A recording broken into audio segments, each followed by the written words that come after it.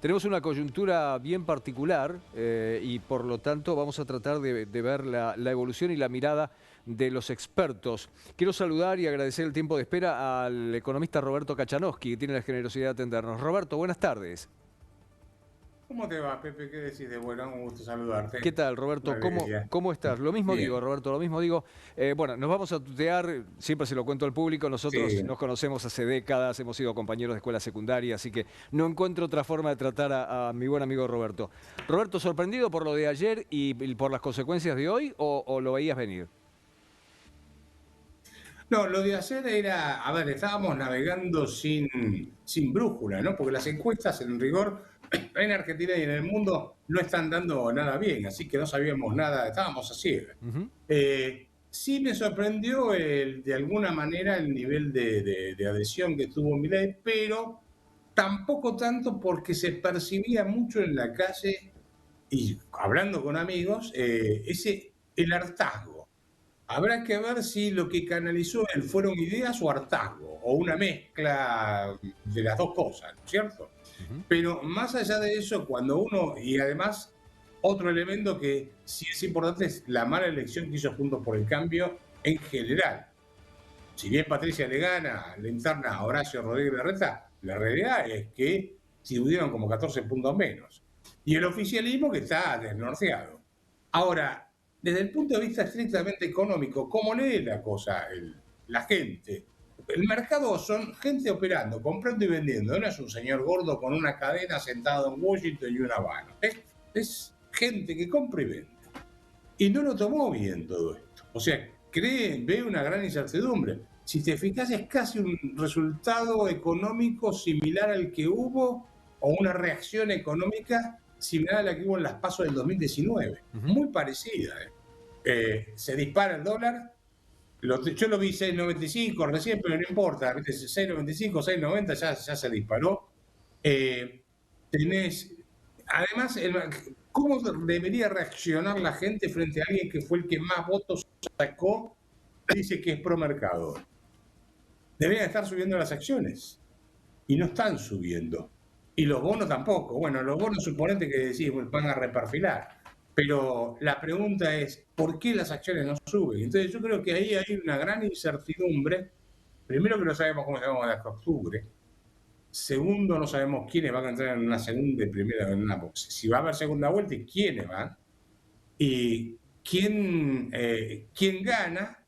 Pero además de eso supongamos que gana Milei. ¿Qué poder político va a tener para hacer las reformas económicas que hay que hacer en Argentina? Ujú. Entonces, todo eso te arma un... El que pueda pactar eventualmente condiciones de gobernabilidad que van a pasar por el Congreso.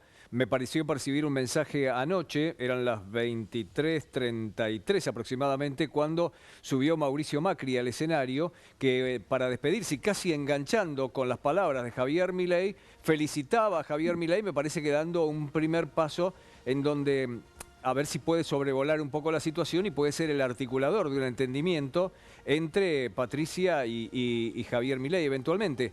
No sé, Roberto, eso desde lo político, pero la Argentina, y vos lo mencionaste recién, es un país raro. En cualquier lugar del mundo, en donde pierde una opción antimercado y gana una opción pro mercado, las acciones estarían subiendo, los La pauta de la falta de credibilidad que hay, ¿no? sí, es un país muy extraño, en donde pasan cosas que en otro lado no resistirían ni un minuto en el análisis. Dame un segundo, Roberto, porque quiero sumar también al doctor Aldo Abraham. Aldo tiene la generosidad también de atendernos y lo quiero sumar para que conversen también ustedes dos expertos en materia económica. Doctor Abraham, gracias por atendernos. Buenas tardes. Buenas tardes, un gusto estar con ustedes. ¿Cómo está Roberto? Buenas tardes. Aldo, ¿cómo estás? ¿Cómo te va? Bien, bien.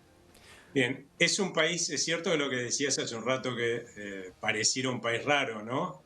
Pero también es cierto que las condiciones o el resultado de las elecciones era lógico que generaran en un principio incertidumbre en el corto plazo. La primera incertidumbre la genera un candidato que viene con un partido nuevo, un candidato nuevo, y que muy pocos conocen, sobre todo en el exterior, y que tampoco es que, más allá de lineamientos, como han dado todos los demás candidatos, no ha dado detalles de su programa. Por otro lado, también hay algo que uno tiene que analizar, que es que le ha ido muy mal al gobierno, ¿no? Al candidato Massa le fue muy mal, es el ministro de Economía y un poco también está la incertidumbre. Bueno, y ahora, a partir de ahora, ¿qué va a hacer? Porque no es que mañana asume la oposición, hay que llegar al 10 de diciembre todavía, ¿no? Ujú. Y nos hemos desayunado temprano hoy a la mañana con que hay una suba del tipo de cambio de más de 22%, una fuerte suba de la tasa de interés, ¿no? Que parecería que, a mi juicio, esto ya estaba negociado previamente con el Fondo Monetario Internacional como una de las condiciones para aprobar la renegociación que se hizo con el organismo, y andás a ver qué otras cosas más se renegociaron o se negociaron que todavía no conocemos, ¿no? Roberto, ¿qué te parece más disruptivo que puede provocar tanta inquietud en el mercado? Las condiciones estructurales de la Argentina, eso sin duda, pero ¿cuáles te parecen las iniciativas más disruptivas que emanan del riñón económico de Javier Milei que pueden provocar tanta inquietud siendo él un liberal? Sí, primero un punto, lo de la tasa de interés, que no me parece un tema menor. Subir la tasa de interés en un momento donde hay huida del peso, Mm, no hay zanahoria de tasa de interés que te haga que la gente se vaya a quedar en el peso. ujú. Pero lo único que va a hacer es aumentar el déficit fiscal. Voy a tu pregunta, Pepe. Mirá, yo lo he escuchado y Aldo sabe muy bien los debates que he tenido. No estoy en contra de la dolarización, pero sí hay que ser muy claro en este punto. Para dolarizar tenés que tener los elementos como para poder hacerlo. Y él ha sido muy contradictorio. En algún momento dijo, dolarizo el primer día que llego, tengo en el celular los datos porque me mandaron que me prestan los dólares para dolarizar, después que no, y lo van a hacer más adelante, que es un proceso más largo, después que iba a competencia de moneda, después volvió a que hay que dolarizar. A ver, va acomodando el debate de acuerdo a cómo uno lo va acomodando a él en los discursos que son bastante inconsistentes por momentos. Una cosa es decir, voy a dolarizar. Ahora, cuando vos ves el caso de Ecuador, en Ecuador no había una deuda del Banco Central con los bancos que dependen de los depósitos, como en el caso de Argentina. Y los dólares para dolarizar estaban, o sea, para rescatar la base monetaria. Hoy no tenés los dólares para rescatar la base monetaria y no tenés con qué rescatar los pasivos del Banco Central. Entonces, ese es un elemento que cuando vos hablas con los empresarios te miran y te dicen, mira, la verdad que a mí no me convenció la explicación. Y lo he hablado con muchos de ellos y a nadie los convence. Y el otro tema es, yo te diría que quien lo conoce, vos Aldo lo conocés, yo lo conozco, es una persona muy intolerante. Entonces, dudás sobre su capacidad de negociación cuando llegue el momento, ¿no? O vas a tener que negociar mucho ahí. Aldo, otro punto disruptivo es la presidencia del Banco Central. Esto es eliminar el Banco Central. ¿Es eso posible? Y eventualmente, si eso es posible, ¿por qué nunca nadie lo ha hecho? A ver, eso sería posible, pero no como inmediatamente de asumido el gobierno. Y creo que eso es una de las cosas que Javier Milei se dio cuenta y por eso es que empezó a hablar de en inicio una salida bimonetaria. Porque para poder ir a una dolarización, lo primero que uno tiene que lograr es contar con los dólares necesarios para rescatar a un valor razonable todos los pasivos del Banco Central. O sea, cerrar el Banco Central implica pagar todos los pasivos que tiene el Banco Central y claramente, como dijo Roberto, hoy esos dólares no existen.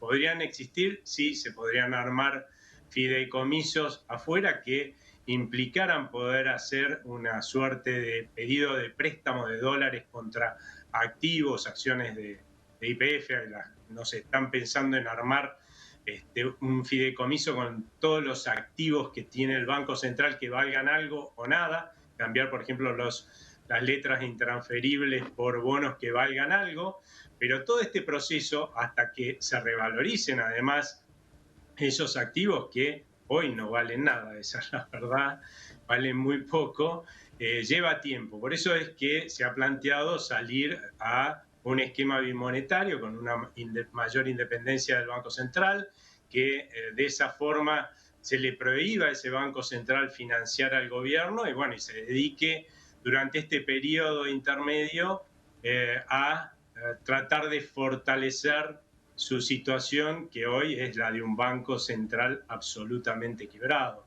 Yo entiendo, yo no soy partidario de, digamos, acérrimo de la dolarización, pero tiendo a entender a los que lo son, porque si uno se pone a pensar que desde 1970 a esta parte, a nuestra moneda, le han sacado 13 ceros, o sea que la moneda de un peso, hoy diría, si no le han sacado esos ceros, 10 millones de pesos, tamaña estafa nos ha generado a todos los argentinos este Banco Central, ¿no? Y algunos tienden a proponer, porque no creen en la capacidad de los argentinos de manejar un banco central bien. Yo creo que se puede manejar bien, pero hay muchísimos que no. Dicen, bueno, saquemos este instrumento de estafa generalizada que han tenido los políticos, se lo saquemos de las manos, ¿no? Y eso implica cerrarlo. Roberto, todo esto que está pasando y que ves en las cotizaciones de las divisas y de la desconfianza que hay, va directamente a precio. ¿Nos vamos acercando a 2 dígitos de inflación mensual? Mira, yo creo que julio va a dar algún número del 7 o arriba del 7, no sé si ustedes están midiendo algo, pero por ahí va a estar, probablemente. Y agosto, pues a ver, julio lo vamos a conocer mañana, ¿no es cierto? Si mal no Sí, recuerdo. mañana. Sí, mañana. Agosto, con la emisión que ya hizo el Banco Central, fin de julio y a lo largo de este mes de agosto, más el aumento del tipo de cambio oficial de ahora, yo no sé si no te va a estar pegando en el poste de los 2 dígitos mensuales, agosto, que lo vamos a conocer en septiembre. Si no son 2 dígitos mensuales, va a estar cerca, digamos, entre 8, 9, por ahí. Estoy adivinando, obviamente, con lo que tenemos hasta ahora, ¿no? Ujú. Pero me parece que llegamos a las elecciones de octubre con una economía con inflación en ascenso, con recesión, o sea, inflación con recesión, eso ya está confirmado cuando mirás los datos de actividad económica que publica el INDEC, estás en recesión con inflación, no hay tal licuación del gasto público como se cree. Cuando uno mira los datos del primer semestre, hasta el déficit financiero estuvo por arriba de la tasa de inflación promedio, comparando, así que ni siquiera hay un control del tema de los gastos. Tenés un desmadre impresionante, además de todas las reformas estructurales que quedan por delante. Aldo, usted mencionó algo, abundemos un poco más sobre eso, porque tenemos que llegar a las elecciones generales y todavía falta para eso. Eventualmente tenemos que llegar para una segunda vuelta si es que esa instancia política se produjera, y eso sería recién en noviembre, pero después tenemos que llegar a diciembre para entregar el poder a quien termine siendo el ganador de las elecciones. ¿Aguanta la economía así hasta entonces? Mira, esto va a depender de dos factores. Uno de ellos es que los organismos internacionales, que en realidad son organismos políticos, ¿no? Entre ellos el Fondo Monetario, y expresan un poco la voluntad que ha tenido el mundo de apoyar, no a este gobierno, aclaremos, porque si hubiera sido por este gobierno no nos hubieran apoyado, porque no hay ninguna vocación de cambio de rumbo de este gobierno, pero sí apoyar a la Argentina para que lleguemos al 10 de diciembre sin un estallido. Era imposible que llegáramos al 10 de diciembre sin una crisis, que es lo que tenemos. Una crisis que va increciendo, pero no los estallidos que hemos vivido en otros momentos. Yo creo que esa voluntad va a tender a afirmarse hacia adelante, porque para una buena noticia que no se está viendo hoy, que creo que es importante de mediano plazo, es que cerca del 60% de los argentinos han votado por un cambio de rumbo muy distinto al que veníamos, un rumbo muy distinto al que veníamos teniendo hasta ahora, y que nos ha llevado a este empobrecimiento permanente y a ir de crisis en crisis. Y 50% casi de los argentinos han votado porque ese cambio de rumbo sea drástico. O sea que hoy el apoyo político, el apoyo de la gente a un cambio de rumbo a partir del 10 de diciembre es fuertísimo. Es para mí algo que debería incentivar a que este apoyo, por un lado, de los organismos internacionales continúe, y que en algún momento los mercados también se den cuenta de que sin ese apoyo político todo lo demás que teníamos antes como expectativas eran sueños, ¿no? Bueno, ahora ha dejado de ser un sueño, sí, existen factores de incertidumbre, lo mencioné antes, pero esto ha dejado de ser un sueño para hoy tomar mucho más color de realidad, ¿no? Hay muchas preguntas todavía por contestar hacia adelante, pero la verdad es que hoy, desde un punto de vista de la factibilidad de ese escenario de cambio con reformas estructurales como las que mencionó Roberto hace un rato, tiene mucha más probabilidad de suceder que las que había la semana pasada, ¿eh? Es interesante lo que dice Aldo, porque he tenido ¿Me oportunidad de... permitís? Sí, por supuesto, Roberto, claro. Con el aprecio que lo tenemos con Aldo, ¿no? Dudaría, no sería tan enfático, te voy a decir por qué. Año 2002, estábamos en una cena, una serie de economistas, y dijimos, son tal la masa de reformas estructurales que tiene la economía argentina que es imposible que podamos retroceder. Y fíjate cómo retrocedimos, ¿no es cierto? O sea, cómo se desarmó todo, privatizaciones, el tema de las jubilaciones, etcétera. Y no nos olvidemos que Menem gana en el año 95, cuando ya la gente sabía que iba en una dirección determinada. Y después terminó votando otra cosa durante décadas. Entonces, mi gran pregunta, Aldo, y esto es una duda que yo tengo, es que la gente está demandando, y después de haber vivido tantas elecciones, ¿no? ¿Está demandando un cambio o está reflejando un hartazgo muy grande? Pero no sabe Bueno, muy bien qué quiere. ¿Se entiende lo mira, que quiero decir? Porque entiendo, pero ojo que claramente una de las cosas en las que fallamos todos los comunicadores en el año 2001, 2002 y 2003 es justamente en explicarle a la gente el diagnóstico correcto de por qué llegamos a la crisis 2001-2002. Eso fue una falla nuestra, yo asumo mi cuota de responsabilidad y desde entonces la verdad es que hemos venido explicando y la gente ha tomado nuestro mensaje. Vos fuiste uno de los que también ha venido durante muchísimo tiempo, 20 años, que venimos diciendo, ojo, que esto va a estallar porque no podemos seguir aumentando el gasto como lo estamos aumentando, porque nos va a empobrecer a todos, no se puede seguir emitiendo como se está emitiendo, porque la inflación también nos van a empobrecer a todos, hay que hacer reformas estructurales profundas, porque si no se hacen, este país no va a traer más inversiones y acá no va a haber más empleo, no va a haber más producción, vamos a tener cada vez peor bienestar económico. Y esa prédica, gracias a Dios, creo yo que en los últimos, no sé, 10 a 15 años que hemos venido haciendo, yo creo que ha calado profundo. Hoy la gente, sí es cierto, tiene hartazgo, pero podría tener una percepción, un diagnóstico absolutamente distinto. Pudieron haber votado a la izquierda, ¿sí? Pudieron haber votado a otros candidatos. ¿A quiénes votaron? A los candidatos que hoy están proponiendo más fuertemente este cambio, ¿sí? Podremos discutir si es mejor, cuál es mejor de los dos candidatos que han quedado con más posibilidades de llegar hoy al gobierno, ¿no es cierto? Pero que refleja la oposición, ¿no es cierto?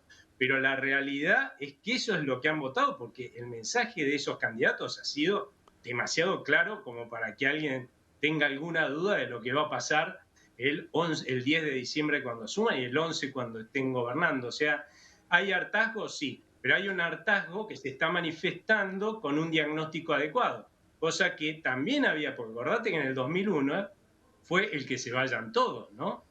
Bueno, que El justo que se era, vayan es que todos, un teníamos el diagnóstico canto anoche, equivocado, el canto que teníamos terminó con anoche, el... claro, el canto que teníamos anoche en la Pero, celebración de Javier Milei, durante 4 minutos fue ese y no otro que ese, ¿eh? sí, pero bueno, es claro. que está ese que se vayan todos, ese hartazgo con la dirigencia política que nos ha traído acá. Nosotros votamos esa dirigencia política, ¿no? Ojo, Ujú. porque también hay que hacerse cargo de la parte que a cada uno de nosotros nos toca. Pero la realidad es que ese hartazgo, con un buen diagnóstico, puede llevarnos a emprender el rumbo adecuado para que alguna vez este país sea un país normal. Después, es cierto, va a haber que ver qué hace quien asuma, allá por 10 de diciembre, para consolidar ese rumbo y que permanezca en el tiempo porque es exitoso, ¿no? Roberto, ¿ves alguna matriz de similitud en el pensamiento económico de las ideas de Javier Milei y de las que estuvo proponiendo Patricia Bullrich, como para ver si se puede articular algún tipo de acuerdo o entendimiento de cara a las elecciones generales? Mira, yo creo que probablemente en el debate económico, ¿no? Haya algún tipo de similitudes, El tema es que no veo la opción de eh, la opción política de hacer algún tipo de acuerdo. Ya está, los acuerdos se hacían cuando había que presentar las listas. Ahora ya no, es uno contra el otro. Y va a ser esa lucha y lo sabemos, ojo, porque acá está todo muy finito, ¿eh? Porque al oficialismo le fue horrible, pero tampoco es que terminó tan lejos de los otros dos, ¿eh? Están a 2 puntos uno, a 1 punto el otro. Y además tenés, ¿cuánto te queda? Te queda otro tercio o un pedacito más de una parte, un 25% más te debe estar quedando por ahí dando vuelta que no sabemos para dónde va a salir disparado. Entonces, yo no veo ahí ninguna posibilidad de acuerdo, salvo después del resultado electoral, si es que van los dos a una segunda vuelta, ¿no? Que sigue. Aldo, ¿le resulta sorpresivo que un ministro que tiene números tan catastróficos en materia económica pueda obtener los números que obtuvo anoche, que todavía lo mantienen, es cierto, segundo a nivel personal, pero tercero a nivel estructural del peronismo con números de catástrofe, pero lo mantienen todavía competitivo? Bueno, una cosa que hay que ver, este es el peor resultado que ha tenido el peronismo en su historia, ¿no? Y es más, este es el peor resultado que ha tenido Sergio Massa. Con lo cual, algo de eso hay y es la oposición. Y además tengan en cuenta que era la alternativa a lo que se supone es el fantasma de la derecha, y yo creo que eso es lo que lo mantuvo competitivo, ¿no? Pero a partir de acá, lo que es relevante es que es bastante poco probable que Sergio Massa haga una gestión que permita mejorar sus números. Así que yo creo que hay altas probabilidades de que lleguen ambos candidatos de la oposición a el balotaje. Obviamente, como dice Roberto, no esperemos que ahora se entren a echar flores, ¿no? Acá lo que hay que esperar hacia adelante es una campaña política en la cual todos van a estar peleando por los votos. De la misma forma que la gente, yo creo que lamentablemente la gente en la Argentina todavía, nosotros estamos aprendiendo a vivir en democracia. Nos llamó mucho la atención el tono de la interna de Juntos por el Cambio. En las internas en el mundo, la verdad es que los políticos se matan.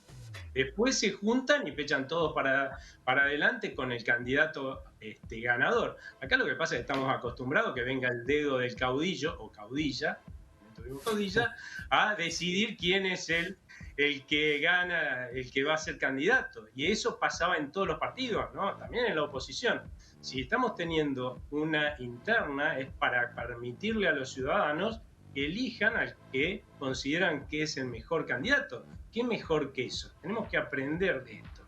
Y ahora, cuando veamos la puja electoral, que probablemente, como dijiste, puede llegar a ser hasta noviembre, no nos rasguemos las vestiduras pensando que después de noviembre existe una guerra entre gente que a la larga, como bien marcaba Roberto, está pensando en un país más o menos para el mismo lado.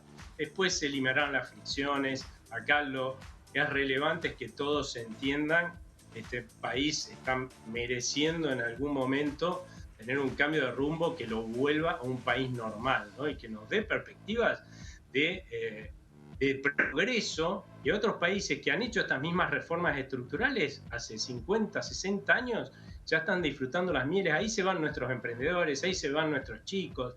Empecemos a ofrecerles esas mismas perspectivas acá en la Argentina para que se queden. Roberto, en el mientras tanto, tiene que avanzarse sobre la ley de leyes, el presupuesto. Un presupuesto que debería, según manifiestan en una declaración bastante voluntarista del entorno de Sergio Massa, contener déficit cero. Si algo ha caracterizado los presupuestos en la Argentina es que se convierten en papel mojado en nada. ¿Cómo ves ese factor en medio de todo esto? Mira, para hacer un presupuesto lo primero que necesitas es tener una moneda en la cual hacer cálculo económico. Y no la tienen. Así que cualquier cosa que pongan en el papel va a ser no creíble.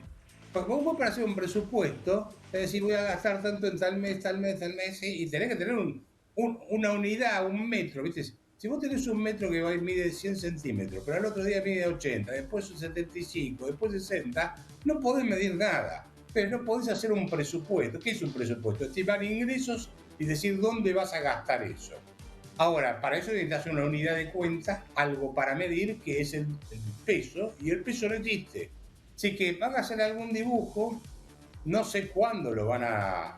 hasta cuándo hay tiempo de aprobarlo, lo presentan en septiembre, si mal no Sí, recuerdo, ¿no es exactamente, en cierto? septiembre. Así, sí, y tendrán que hacer un presupuesto que después el próximo gobierno va a tener que reverlo. Ujú. Así que olvídate, ningún presupuesto se cumple en la Argentina. Aldo, ¿hay por dónde recortar eventualmente para una próxima administración? Porque está claro que con un país que tiene más de 40% de pobreza, los programas de asistencia social no se pueden dejar caer. Y eso es un número enorme, pero no se puede dejar caer de momento. El mismo doctor Milei ha reconocido que esa parte va a tener que esperar un poco. Hay tiempos para ir administrando esos recortes. Pero ¿por dónde pueden pasar eventualmente los recortes? ¿Por dónde se pueden terminar con gastos superfluos, no pudiendo tocar lo estructural, tal vez lo más fuerte?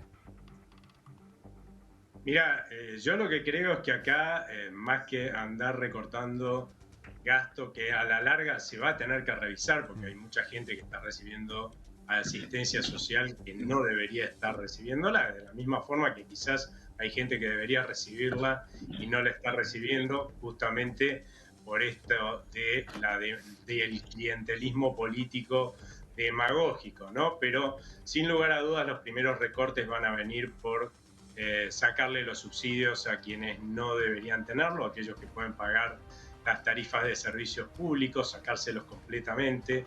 Hoy el mero pasar del tiempo con una inflación enorme, la verdad es que lo que termina haciendo es que yo siga recibiendo subsidios, más allá de los aumentos que en un momento dado me llegan. Bueno, al poco tiempo no estoy pagando lo que corresponde. Muy probablemente en el corto plazo van a tener que seguir achicando las transferencias a las provincias y también a lo que haga a las obras en infraestructura.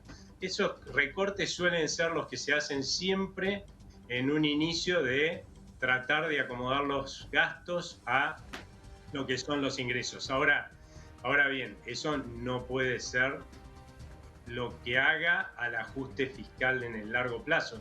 Los argentinos hemos dejado que los políticos construyan un Estado que les sirve a la política y se sirve de los ciudadanos. Bueno, en el tiempo hay que aprovechar el tiempo que se logre con estos recortes que no son los mejores, ¿no? La obra pública claramente no debería ser un factor donde se recorte. Con el tiempo que se gane con estos recortes y más alguna licuación de gasto que va a haber, porque la inflación va a seguir siendo, por lo menos hasta mediados del año que viene, muy alta.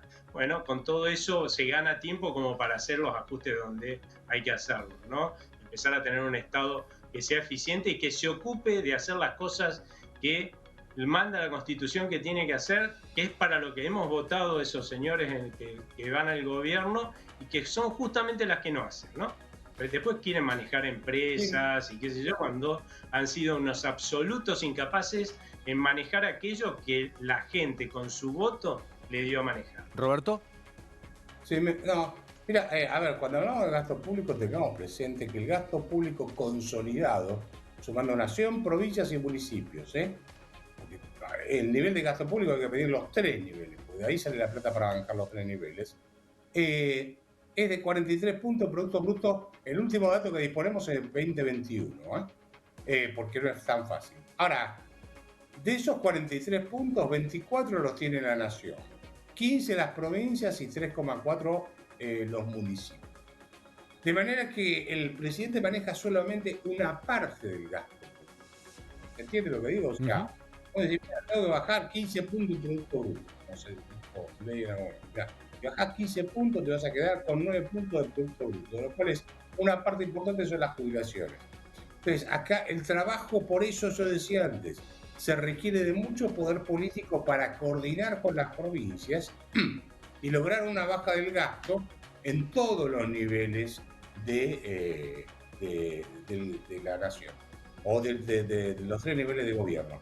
¿Y por qué digo esto? Porque no son solamente los impuestos nacionales los que matan a la gente, son los impuestos provinciales, las tasas municipales. O sea, la tarea que hay por delante es muy titánica. No digo que no se pueda hacer ni que no se deba hacer. Lo que digo es no vender el globo de que llego yo y arreglo todo al otro día. Esto requiere de un trabajo y de una explicación que tenemos que hacer los economistas, que es muy importante que la gente entienda que los países no resuelven sus problemas, en particular como los de la Argentina, en una administración. Requiere de varios gobiernos y de continuidad a lo largo de varios periodos. La verdad es que es un lujo poder conversar con los dos y este nivel de intercambio de dos profesionales de la economía. Estoy bastante excedido en el tiempo y necesito de ustedes una respuesta corta para una pregunta común. A propósito de un estudio que tiene Roberto hecho, además, porque Javier Milei ha asegurado que se le puede recortar mucho a la casta, como gusta llamarlo él, se puede recortar mucho de la política y ahí tenemos el gasto del Congreso que debe ser o el más caro del mundo o cuando menos mucho más caro que algunos de la Comunidad Europea seguramente. Quiero preguntarle, bueno, Roberto como autor del trabajo, primero le quiero preguntar a Roberto si hay un recorte fuerte que se puede hacer por ahí. A ver, cuando tomás el Congreso Nacional, los congresos provinciales y todos los consejos deliberantes, estoy hablando nada más que la rama legislativa, después tenés las ejecutivas y después tenés en la rama del judicial, sí, podés hacer un recorte bastante importante. Podés hacer, te va a llevar tiempo, pero sí podés hacerlo. Sí. Y tiene peso, no es un número simbólico. Aldo, el trabajo de Roberto asegura que nuestro Congreso es muchísimo más caro, por ejemplo, que el Congreso español, que pertenece a la Comunidad Europea. ¿Coincide usted con esto de que se puede cortar bastante por ahí? Sí, se puede cortar bastante por ahí, eso es cierto, pero yo lo que creo que hay que decirle a la gente es esto que aclaró Roberto. Ojo que hoy llamamos a política de shock a lo que en realidad es gradualismo, porque lo comparamos con lo que llamamos gradualismo con Cambiemos, que era inmovilismo, ¿no es cierto? Entonces, pero no hay varita mágica. Acá quien llegue va a tener que, sí, de shock va a ser anunciar con un cronograma cómo voy a resolver las cosas. Cada uno de los problemas, cómo los voy a resolver, presentar todos los proyectos de ley que sean necesarios. Eso es política de shock. Ahora, después resolverlos va a tardar 2 o 3 años. La